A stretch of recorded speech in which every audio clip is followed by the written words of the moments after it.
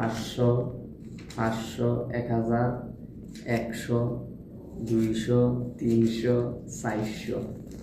বললাম না বেতন পাইছি, তারা ঘুরে ঘুরে আইছি বেতন বেতন মানে উড়ানের লাগিয়া। কোন সময় পাই তারা মাস মানে বেতন আইতে দেরি পাড়াইতে দেরি নেই, ঠিক আছে নি।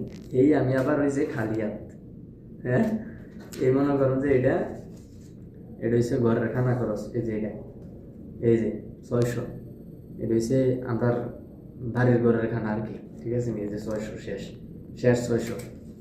এরপর মনে করেন যে আসেন মালে আসেন, এই যে 500, এটা হচ্ছে আমার কিস্তির টিয়া গেল না, কিস্তির টিয়া। আর ভাই কত 300। ওয়াইফাই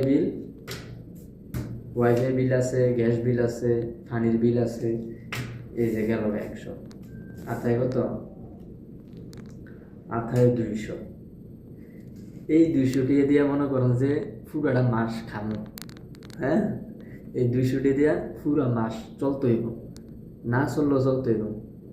সৌদি আরবে 200 রিয়াল দিয়া কেউ কইতে পারতো না যে 200 রিয়াল দিয়া হ্যাঁ খানা খরচ খাইয়া চলতে পারবো, মানে ওই রকম ভাবে খাইলে আর কি। আর আমরা যেখানে খাই এখানে তো মনে করেন যে এটি বাড়িতে তারা এটি কিছু জানি করি জীবনে বিশ্বাস করতো না মানুষে। আমরা কইলাম না, জীবনে বিশ্বাস করতে পারতেন না, ঠিক আছে। বিদেশ আইতেন বইলা ফালান, সৌদি আরবে আগের মতো নাই। হ্যাঁ সবশেষে আমি শূন্য, 200 রিয়ালের মালিক। এখন আইসে টাকা, এখন শেষ। সবশেষে আমি এই 200 রিয়ালের মালিক। এই তুই আইসা তেন তুই মজা, এই যে 200 রিয়ালের মালিক।